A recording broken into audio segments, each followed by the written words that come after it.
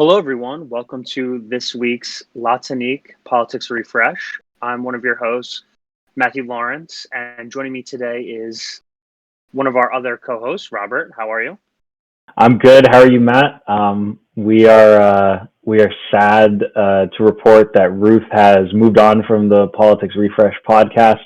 We're very happy for her. She got a great job and doesn't have time to do this with us anymore. But that's okay. Matt and I are still here.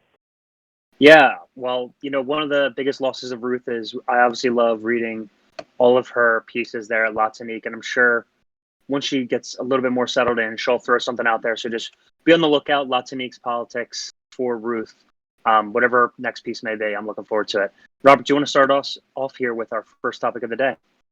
Yeah, absolutely. So we're going to be covering the surge of migrants at our southern border. So right now we're on pace for 2 million migrants, this year. And this is a major issue. The Biden administration policy has been to allow migrant children who are unaccompanied to cross, which while being a more humane policy, is something that encourages border crossing. And immigration is an issue that has plagued the United States for as long as it's been created. There have been immigration issues in this country forever, and it's always been from a different source. But this is a great place to live, and it's a hot button issue right now. So let's dive in.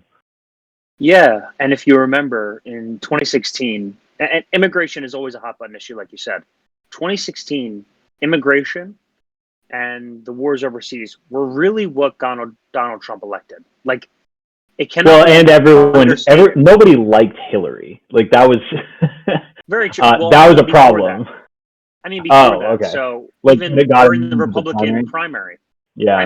Once he said build a wall, it was sort of like this. Because people have to play around immigration because it is such like a tough and complex topic to talk about, that people who wanted border security, they sort of saw Donald Trump as being their champion, even though he never really built the wall and didn't really. Well, it's a brilliant, simple answer to a complex problem that doesn't work, but is great for getting you elected, right? Like that's, right. A border wall is not only ineffective at keeping people and drugs out, it just doesn't work. There's a great speech where Trump is actually talking about it, and he's saying, there's no way you can get over, maybe a rope. And then it just moves on, and it's like, well, yeah, if they have a rope, they can get over the wall. So it's a funny thing where it's this great political expedient, but nothing about it actually works. But now we're in a point where people expect a simple answer to this incredibly complex problem. Yeah, and I really am sympathetic because I hate when people boil down these complex, and this is a right-wing problem in terms of the border issue, where on Fox News, a lot of people will just talk about like caravans of migrants carrying the virus coming up from South America. And when the virus that they don't believe in. The virus that they don't believe in.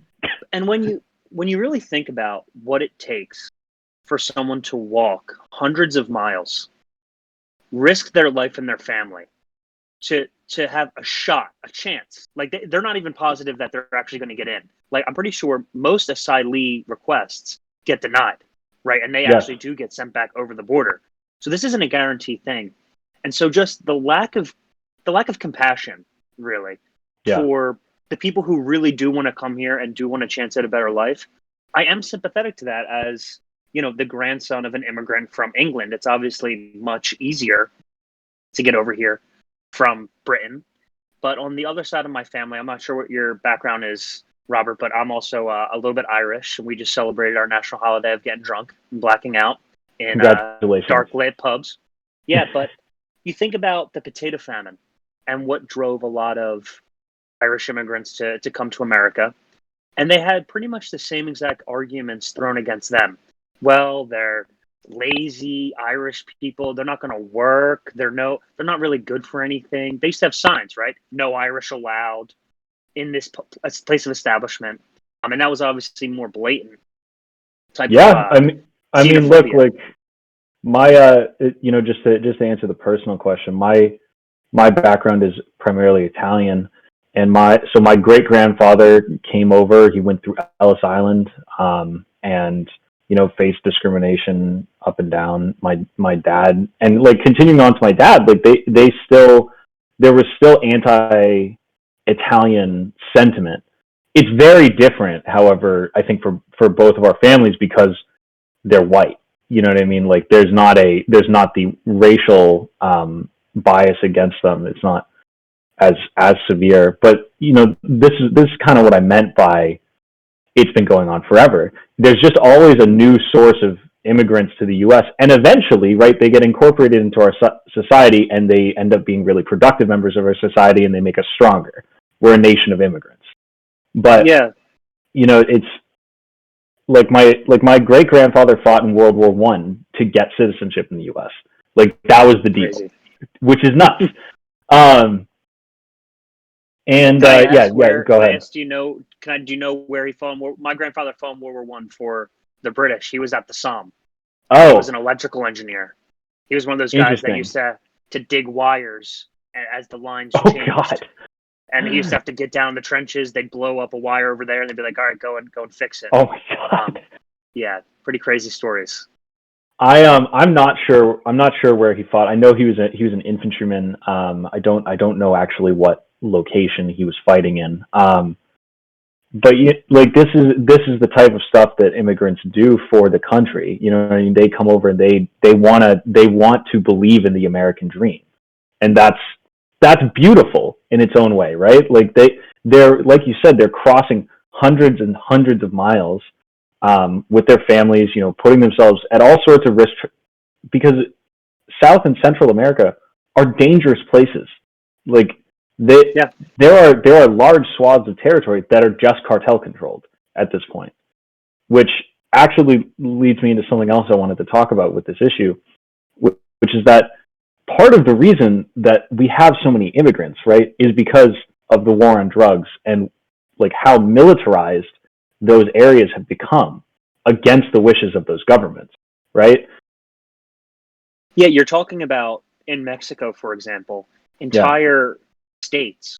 I have a few Yes. friends that are from Mexico. Raised one friend lived near Tijuana, and the way he described it is, if you keep your head down, you just have to know who the boss is, and you're okay. But in some places in South and Central America, you're talking about entire swaths that are just narco states where the Right. government is a puppet of the cartel. And the war on Or drugs, just not present, right? Like or there's just not no, present. yeah, There there's is just no state. nothing. Right. You're talking about sections of well-developed nations at this point who the U.S. has a lot of influence over that are failed states, in effect. Yeah, you're right, because they don't exert any control over their borders. And like my friend would talk about, the people who protect the small businesses in those areas are cartels, strangely enough, right? Well, They it's, keep their I heads down. mean, we say protect, Protect. right? It's like Right. It's like the old it's like Italian we mobster. won't burn your store down if you pay us dues. I mean, it's racketeering. It's what the Yeah. mafia did in the U.S. for decades and It's the old decades. New York City. Yeah. Oh my God. Um, But this is the other thing. So there it for too many topics in the United States media, because our media is so reliant on headlines causing, I don't know if it's necessarily outrage, but just like catchy, simple answers. yes. Some people they don't want to hear any opposition to a border policy. Any opposition to a Yeah. border Yeah. policy They is just want to. considered They evil. You're terrible. Why do you want borders? What do you mean? Well, which is countries which have is just borders. dumb. I mean, it's not smart. It's not good policy, right? You need to have a way for these people to enter the country in a legal manner safely. I just like as a liberal, I don't think that. I think the real problem is that in 2016, when you had Trump running the immigration policy, or I guess it was 2017 because yeah, um, and you had immigrants and asylum seekers being treated like animals, put in cages, horrible conditions. There are credible reports of forced sterilization amongst some detainees, and that sparks a lot of outrage in a way that because it's a humanitarian issue. I'm not familiar or aware of the forced sterilization. That is like absolutely insane. If that is happening, the idea that you want to talk about Xinjiang province, that's what we're going to talk about in a few minutes. They're fairly credible. I don't know what is expanded upon that. It was a fairly large story during the election, but for a couple of weeks. One thing the Biden administration is finding out, and these are reports coming out in the past few weeks that he's getting a lot of heat for, is that they're expanding the migrant detention facilities because when people come over, you don't know who they are, you can't vet them. You put them in a building, and you can say that's not a cage, but that's what everyone was telling Donald Trump was a cage, right? So right, it's like but I'm talking literal cages. I'm not. I'm like, I'm saying like people confined to they're tiny. using the same exact facilities. They're just building them out, and those facilities were built under Barack Obama and that administration because to wrap this point again, this is a very complex issue. There is no exactly. That's the thing. There is no good answer, and the real good answer, right, would be a legislative overhaul of our immigration policy that offered a path to citizenship for asylum seekers, right? Sure. Or at least a green card and a continuation, because there are people that really desperately need to be out of these states. When I worked for an immigration law firm my junior year of college. And we did primarily asylum cases. These stories broke my heart every day. I can't discuss specifics because of confidentiality reasons, but they were so heartbreaking to hear people who so fervently believed in the American dream being told that they couldn't stay. Because they did something tiny wrong. And the worst part was I was working there under Sessions as Attorney General, and he did two really horrible things, in my opinion. He changed the guidelines so that women escaping domestic violence or threats of violence from husbands or stalkers couldn't receive asylum in the U.S., which was horrific. And also they did something really, really tricky. So one of the days I actually went to the immigration court in Chicago, which is the immigration court for almost all of the Midwest. And they had scheduled almost everyone's asylum case on the same day. So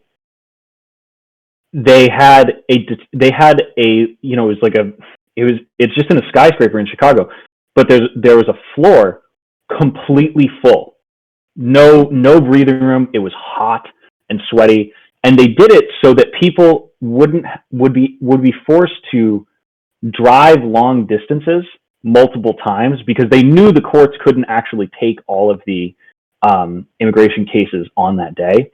So they knew that there would be repetition of this. And a lot of these people don't have driver's licenses, but if they don't show up to their court date, they get deported. So how do you make the court date, and how do you so they're hoping that they get pulled over and immediately deported. That's absolutely crazy. Yeah. So they make it really difficult. And sort of what you were talking to in the beginning, Nick Gillespie, editor of Reason, was on Bill Maher show Real Time. I'm not sure if you're a fan or not. I'm not, but go ahead. He was, they were talking about immigration. Nick Gillespie was talking about the American dream and sort of this demonization of immigrants. Like, there's one thing to be said if people are coming in and they immediately are expecting checks from the government or something, right? Like I could see that conservative argument for, well, we can't do that. We can't just have everyone come in and pay. But the reality is that's not what's happening. What really happens is these people set up small businesses. They set up restaurants, laundry cleaner, small stores in, Hoboken here, and they become part of the community. And then they have children who go to the same schools as everyone else. They become American, and they build up the fabric of this country. And you really feel they bad. make us better. like that at the core, the majority of these people coming across the border make Americans and the U.S. culture a better melting pot.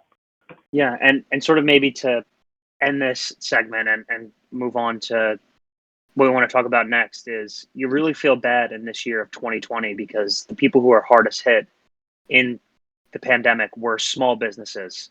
And a lot of these small businesses are run by first-generation immigrants. And they really got the wrong end of the stick here in terms of pandemic relief and just the shutdowns and overall. And, you know, for a lot of the reason it wasn't their own fault. So that's really just like one final thing. Our economy is so dependent on these migrant workers, right? All of our agricultural fields, so much of the like jobs that a lot of Americans don't want to do are done by migrant workers. And I never understood like the conservative argument that they're bad for the economy because they're necessary for the economy. We can't, the way it's currently structured, it doesn't work without people who are willing to do some of these jobs that a lot of Americans don't want to do. Sure. Yeah. So that's a just fair point. Yeah, that was just final thing I wanted to say on that topic. Yeah, no problem. And let's shift gears a little bit to what's going on in the foreign policy space. You and I are big nerds when it comes to geopolitics. I love me some foreign policy. And there was two pretty big dust-ups that happened with two of America's, you could argue, biggest geopolitical foes, Russia and China. Yeah. And so maybe you can explain a little bit more what happened. So you can tell the audience, you know, what happened at this meeting between Blinken and his foreign counterpart in China. Yes, absolutely. So this was the first real in-person high-level meeting between U.S. officials and Chinese officials under the Biden administration. Blinken, pretty much right out of the gate, started attacking his Chinese counterparts about human rights abuses, which we briefly covered about the Uyghurs in our last episode. They started talking about the hyper aggression that China's been demonstrating, both in economic trade and also with their foreign policy concerning the South China Sea and Taiwan.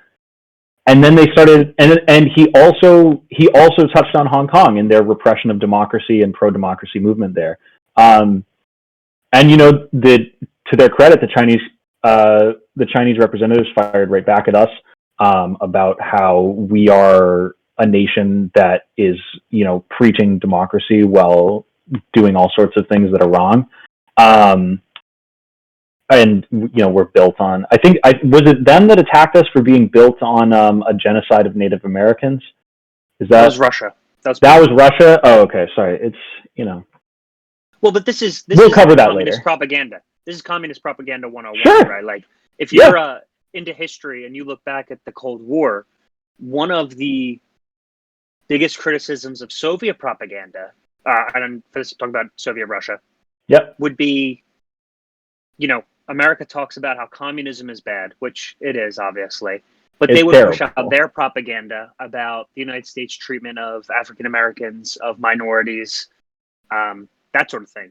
And so it's interesting you mention that, because part of the reason, you can historically trace this back, part of the reason that some of the civil rights changes were so successful in actually occurring were because the U.S. was more concerned, like the high-level leadership, obviously not, Southern representatives, but high-level U.S. foreign policy and, U.S. presidential leadership were more concerned about Russia than they were about, continuing the Jim Crow system, which is why you saw some of those things start to fall. Like, for example, when diplomats from Africa would come to the UN, and then they would be driven down to DC to meet with the president.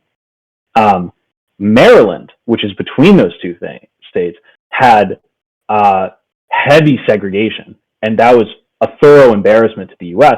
And part of the reason it changed is because of unrelenting pressure from JFK to get them to change. I forget. There's a very famous highway that connects those two places. I think it's Highway 55, but I could be wrong. And those, like that sort of pressure, actually caused changes and advances for civil rights in America. Strangely. Yeah, well, the United States has this weird dichotomy where there's the propaganda of the American myth, and I'll just call it that because we all want to believe in it, in that America is a shining city on a hill, democracy where there's equal rights for everybody. And the United States for a long time just hasn't lived up to that. I mean, that's sort of America's that's the when we're when we're at our best, we're amazing, right? When we're living up to what we purport to be, that's the end all be all best thing ever. But it's a fight every day from every concerned American to keep it going in that direction, and from sliding back into repression and a lot of the ugly aspects of what America actually has been throughout history. Yeah, and tying this back, so the Chinese. Yes, let's talk about China. I guess it'd be called. Yeah, the Chinese foreign minister essentially cited increasing hate crimes against Asian Americans. And I hate using the term Asian Americans because you're talking about like 40 different countries. But, well, the thing is, it's kind of an accurate term, right? Because to the people committing those hate crimes, they don't specify, sure. Right? Yeah. I mean, yeah. Unless there was a Lane or Ruth here, when they talk about Asians, they're talking about people from the Indian subcontinent. But that's a little bit different. That's been a while. Yeah. How does the United States respond? Because listen, I think America needs to stand up to China, but I also realize, like, this is tough. There is no easy answer to standing up to China. They are a world player. They are a member of the P5+1, and they are on the rise. They are serious. I mean, and they seem like they're kicking our ass, quite frankly. So I view this. You can feel free to disagree with me, but I view China today actually as the U.S. viewed Russia in the 50s. They are our chief competitor. We really don't have to worry about anyone else, in my opinion, for competition right now. And I think the way to win is through a modern version of containment theory. I do not think that. I think that China has significant problems within its own regime that will eventually not necessarily cause a collapse like the Soviet Union, but will prevent them from seizing the reins of global power. I don't think that because the majority of states in the world today that are major players are democracies, I don't think they want to hand the reins over to an authoritarian state that is committing a genocide.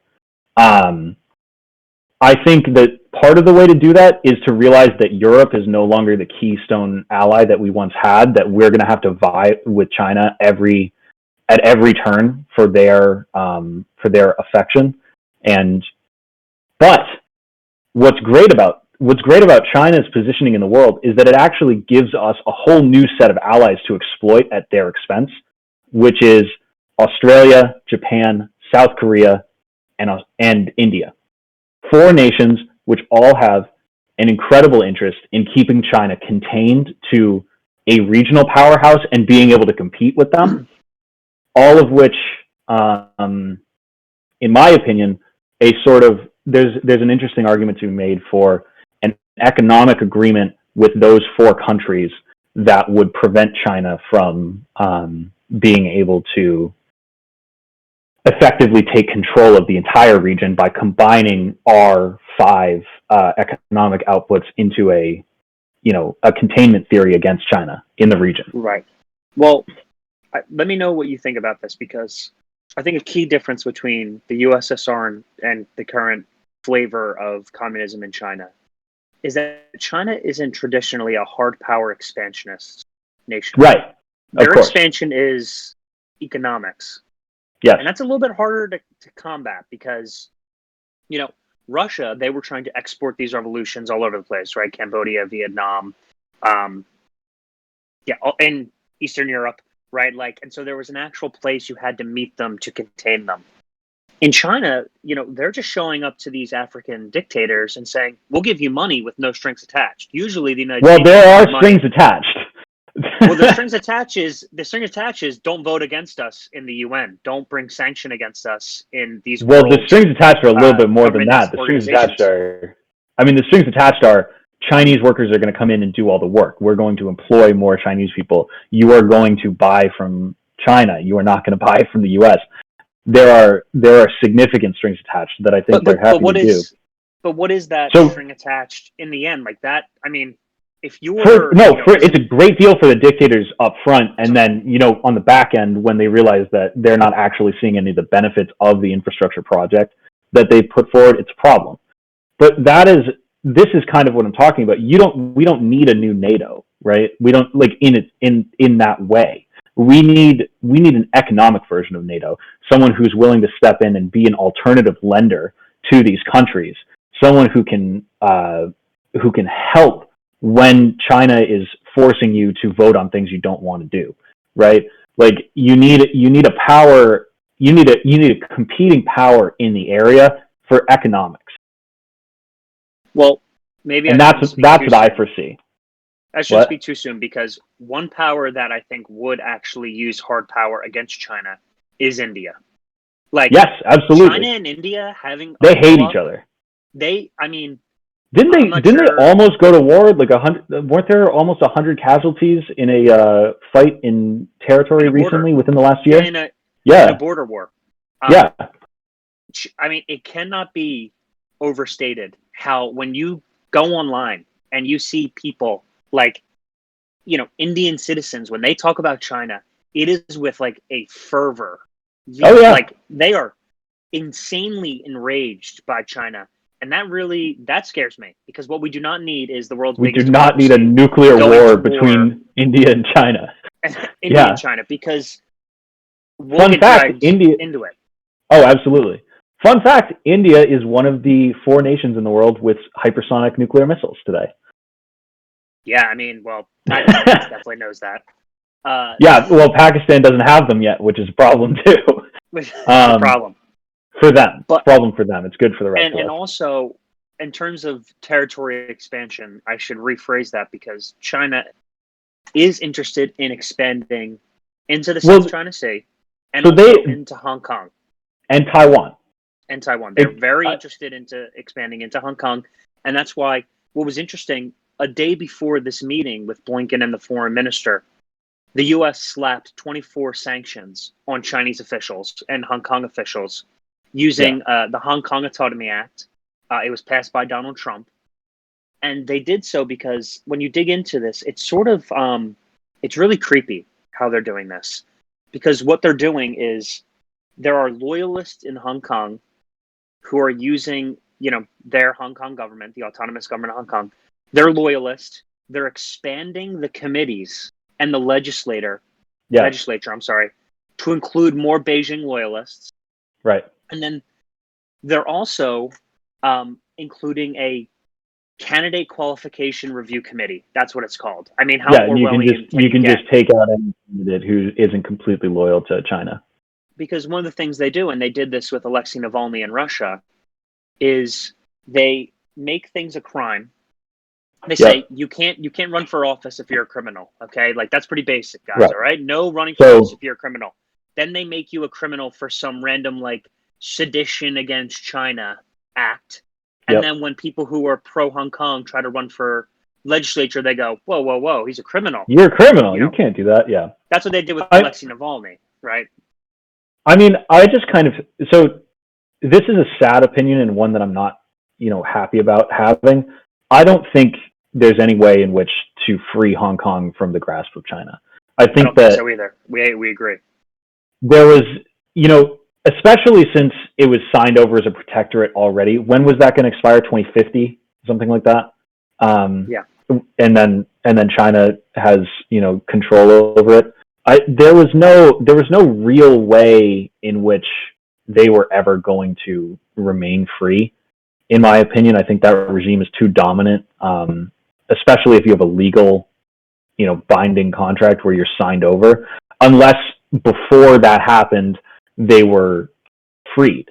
So I've been really impressed with what Britain is doing in order to grant Hong Kong citizens citizenship to Britain. I think that's great. I think that's great too. Well, but because it's sad. It's a sad and hard position, because the reality is, and you know this, when you look back, it's Hong Kong was a colony of Britain. And so when China is talking about Hong Kong, for them, they're talking about a part of their history where they had little to no power. They were a poor country that was dominated by Japan. It was dominated by Britain. It was dominated by imperial powers who would just take over land on their shore, set up little protectorates, and then exploit their population. Yep, and they would use economic power in order to make the rest of China more subservient to them. There's the Opium Wars, right? They would just use them essentially as cash cows to exploit their population. And so it was never going to be that Hong Kong was like, this is a place that was going to have autonomy. The British kind of signed them up for this death warrant. They signed this away. And it's fascinating, right? Because they were not under the Great Firewall, right? They know everything. Like that's why I feel so bad. This is a fairly large population of people that China. If I was China, I would actually be hoping that most of the people take the opt-out, right?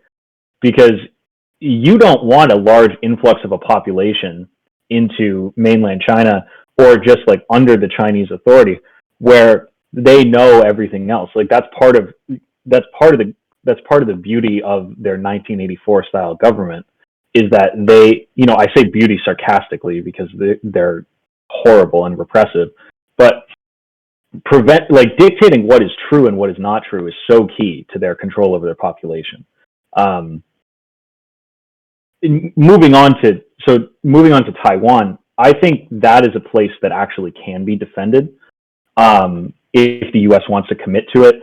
I was reading a while ago about a military strategy that would actually work, which is that you have, if the U.S. was willing to fund it, you have submarines full of Taiwanese soldiers constantly patrolling the waters in which they would have to cross in order to take over Taiwan, and then they can destroy ships before they get there and make any invasion really costly. That, for example, since Taiwan is disputed internationally about whether or not it's a country, whether or not it's part of China, they say it is, we say it, we don't really say anything.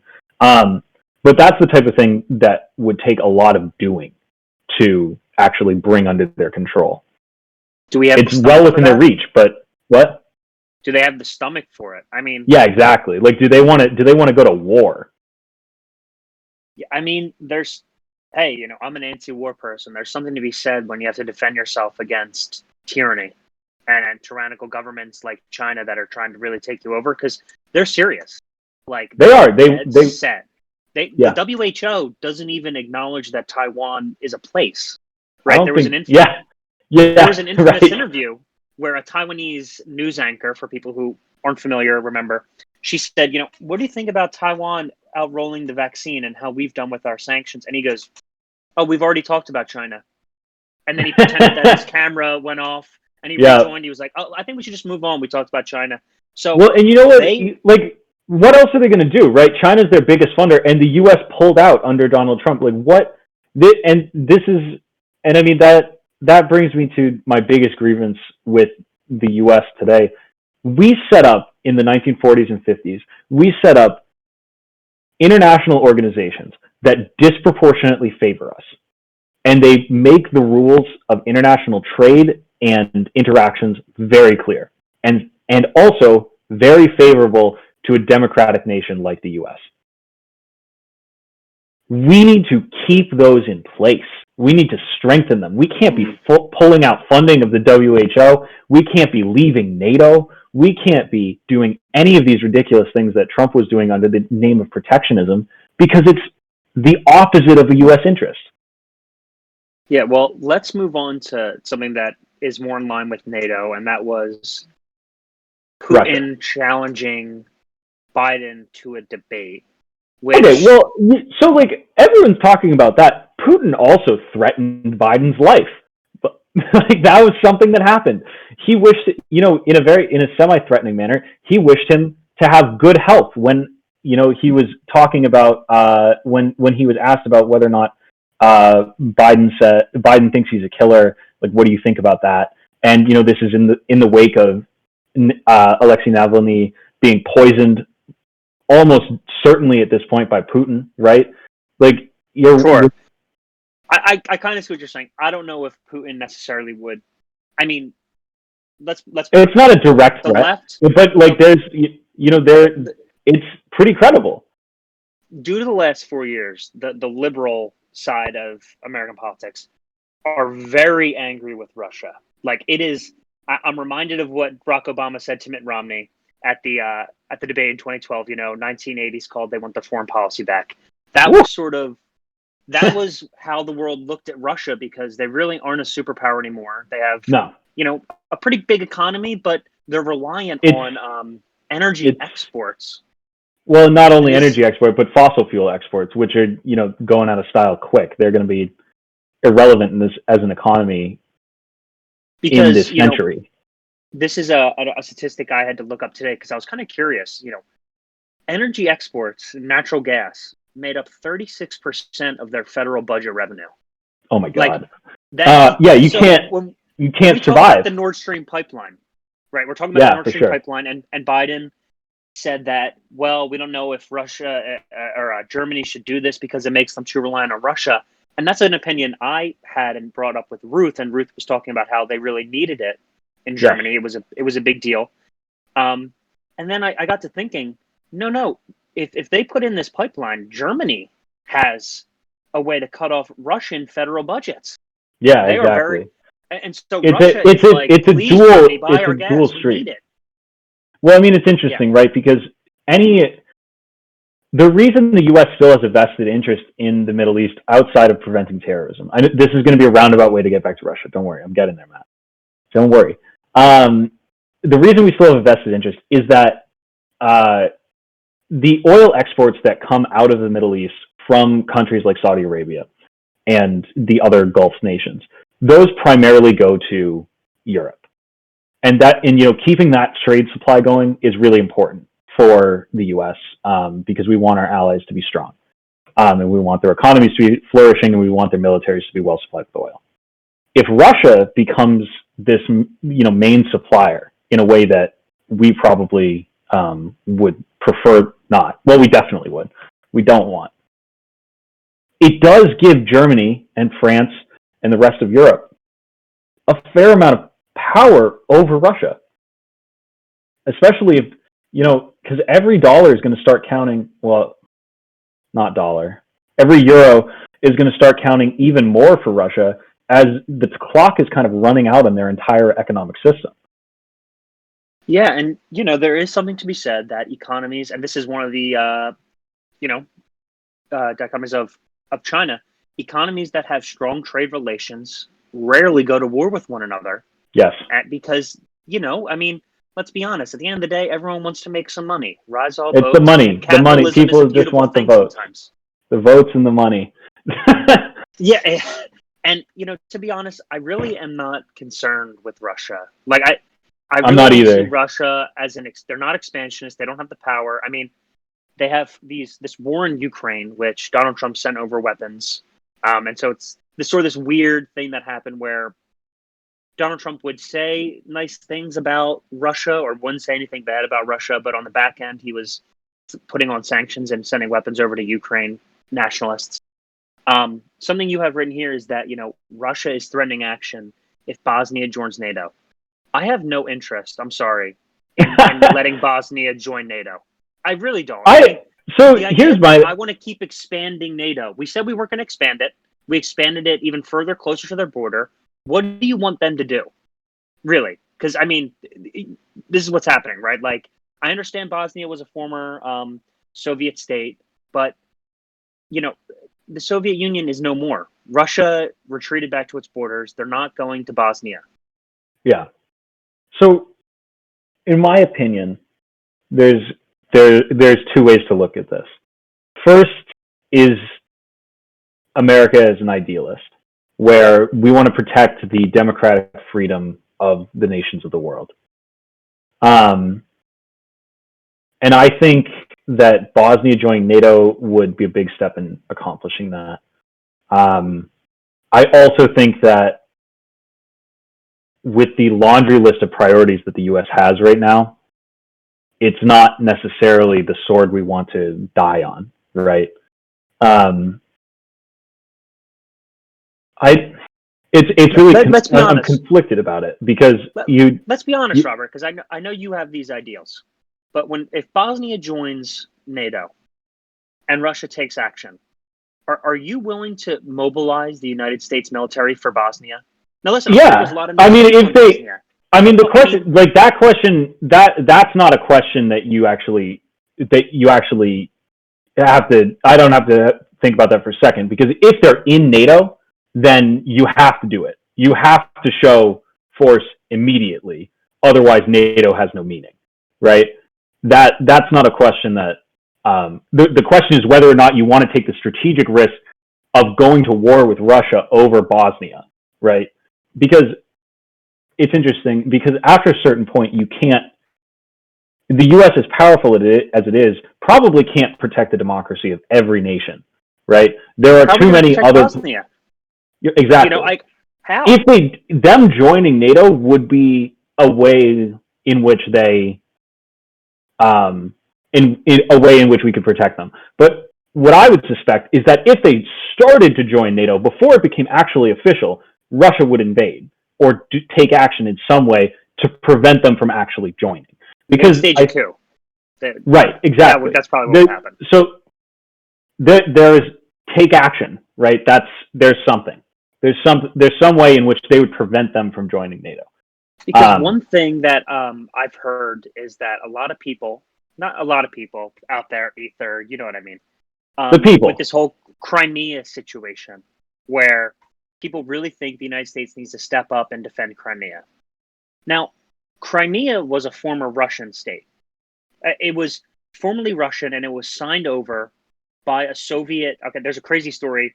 I'll send you something at some point where some governor in the Soviet Union, I'm using governor loosely, whatever their term for it is, signed over the rights to Ukraine one day randomly for some deal, and then he was kicked out of office. It's not like Ukraine, or Crimea, rose up and was like, we need, autonomy from Russia. It was this weird administration blunder that also guarantees Russia a seaport on the Black Sea. That's why they want it. That's really all they care about. They just want that. They want that access point. Yeah.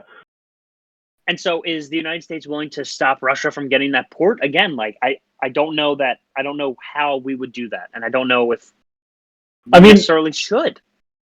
Russia is a disaster waiting to happen, right?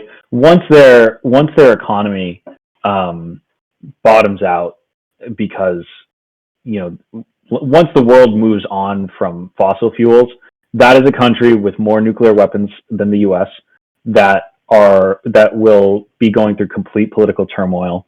I think the U.S.'s major responsibility in the world right now with Russia is preventing them from taking over nations, right? Destroying democracy in nations that we are allied with and we protect, and also to reduce their nuclear arsenal through treaties with us. Because if you reach a point where, there's a revolution or there are armed non-state actors in Russia, for example, right? What if you can't pay the military anymore because you don't have the money? People aren't serving because I'm talking like 100 years from now. I'm probably not within our lifetimes. But I mean, large sections of their economy are run by the Russian mafia. Like, this isn't that crazy. okay, so maybe I am talking within our lifetimes then. Yeah. But like, if the real responsibility to the world that the U.S. has is to prevent a nuclear weapon from being detonated or falling into the hands of a non-state actor. And Russia is a prime place that, they already went through a revolution. When the Soviet Union fell, that was one of the things that was absolutely imperative to U.S. strategy, was preventing nuclear weapons from falling into the wrong hands. That's just, this is just one more way in which it could happen.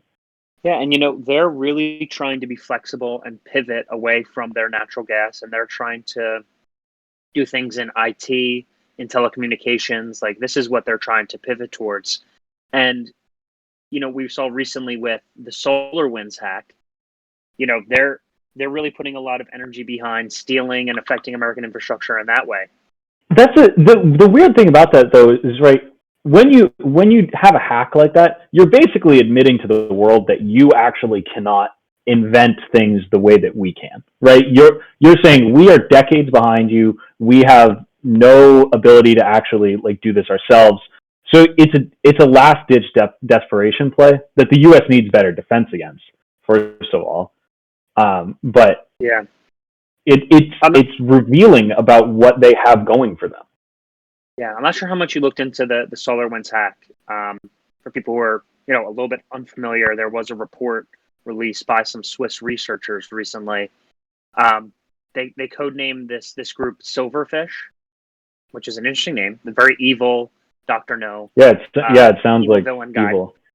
But essentially, they're one of these groups, and this is the way they knew it was sort of a state-sponsored attack, is because they got into Silverfish's servers.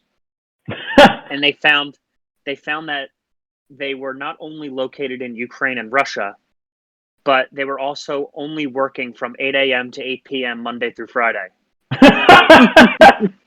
So it was man, it's so obvious. Yeah. But they also said they weren't motivated by money. They're just trying to really lash out at the United States and affect their digital infrastructure. Well, I mean, they did it at the perfect time, right? They did it right as Trump was leaving office. He's not going to do anything. He's so loyal to Russia and completely unfocused on what's going on.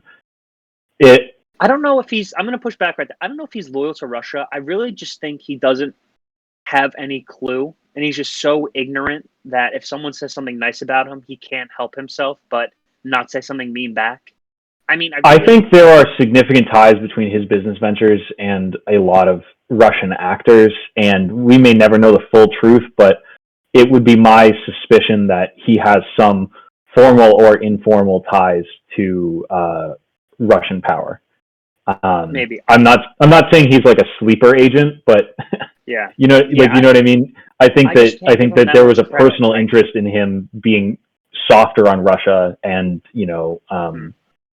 not only that he just prefers authoritarian power, which he clearly demonstrated over his 4 years, to democratic ones, but that there was something for him to gain. From his actions. We'll never know. I mean, there was somebody who said Miss Universe pageants, they were all in Russia, and I mean, he did have some business interests over there. But I think at the end of the day, Donald Trump really was just this ignorant guy who had no idea what he was talking about, and he could be persuaded, depending on who was in the room last with him. You could tell him anything, and he would believe you. He just likes, people blowing smoke. I think he also thought he was always the smartest guy in the room, right? Which is insane.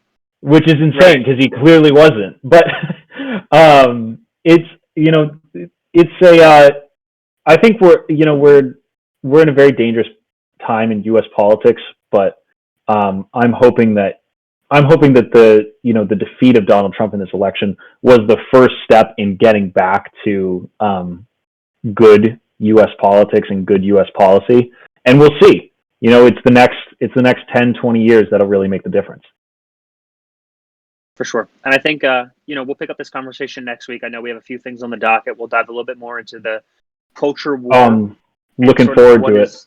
Yeah, and sort of what maybe we could talk about what good U.S. policy should be over the next 10 to 15 years, and whether or not the Republicans have an answer, because I actually don't think they have an answer for what good policy should be at this point in time. They really are lost. I don't either, and I really think that's going to cost them until they basically are forced to come up with it. But we'll see.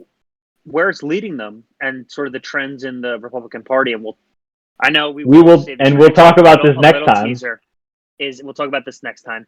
Is they're going towards right-wing populism, and that is the trend that is coming up. Dead is the party of Reagan, and coming up soon is, Republicans who are for entitlements, Republicans, who at the end of the day just want to own the libs, as that political article you shared with me earlier said. And we'll take that on with the culture wars and the future of the Republican Party next week. Alrighty, well, so I'm looking forward to it. Looking forward to it too. Thank you, Robert. Again, you can check out, this is the Tonique's Politics Refresh. You can catch our writing up there at Tonique News. Search us there on Google. Robert, do you have anything to plug, or are you running anything right now? Yeah, I am. I'm almost done with a piece about Andrew Cuomo, and I find it fascinating how a man can go from, because he was basically, the leader on the virus crisis for several months. He was intensely popular and has now fallen into a place of, political disgrace, and is really, if not defeated, almost there. So I think the fast rise and fall of Andrew Cuomo is something that fascinates me. So I wrote a little article about it, and that'll be on Tonique soon. Well, I'm interested in reading it because I am just loving Andrew Cuomo's tears, because I can't stand the guy. I couldn't stand his. He's got that style of old school Italian. Let me tell you how it is. And when you look back at what he was doing and how he was treating his staffers, I mean, it was like he does not sound like a fun boss. No, it was like. I mean, and that's a gross oversimplification of how he mistreated and abused women in his office for decades. But somehow the court of public opinion doesn't seem entirely made up yet to me. But I think it's getting there. I have 2 minutes, actually. Do you think that's because, and I saw an interesting thesis on why that is, because Andrew Cuomo said he's not going to step down? So I think is that because? So I think it's twofold. I think first of all, even liberals are a bit more numb to that than we were in 2016, because Donald Trump has had, I think it's 29 credible accusations of sexual assault or rape while he was president, and that's a lot. That's a lot to stomach as anyone. That's like, if you're politically conscious, you know that your president for a significant amount of time was a violent, guilty criminal predator against women is what I was trying to say. And then yes, I do think that not backing down does have some relevance in that way, because you're basically saying I'm not guilty. If you resign, you're pleading guilty in the court of public opinion, in my opinion. But if you don't do that, and you don't back down, and you wait for the investigation to play out, you are a lot better positioned to try to claw your way out of the abyss. But make no mistake, he's in the abyss. He's not. Yeah. He just hasn't hit the ground yet. We don't know how it's going to turn out, because the governor of Virginia was caught in a picture wearing blackface, and somehow he hung on because he refused to step down. So Andrew Cuomo. I saw something amazing about a Republican in some state legislator who voted against a bill supporting transgender rights, and then was immediately caught looking at transgender porn on his laptop in the chamber. Right? Yeah. And I can't get over that, because it's just so ridiculous, right? Like, what level of irony you have there. I don't understand it. Like, how do you do that, right? How do you there is something to be said about all those super Christian conservative people who are against gay marriage. We're actually, seeing Joe. Well, I don't know about that, but we'll see. Time will tell, I guess. So, all right, yeah, let's get out of here. yeah. Robert. Well, thanks, Thank Matt. you for thanks for joining the Tonique Politics Refresh. We'll talk to you all next week. Thanks. Bye.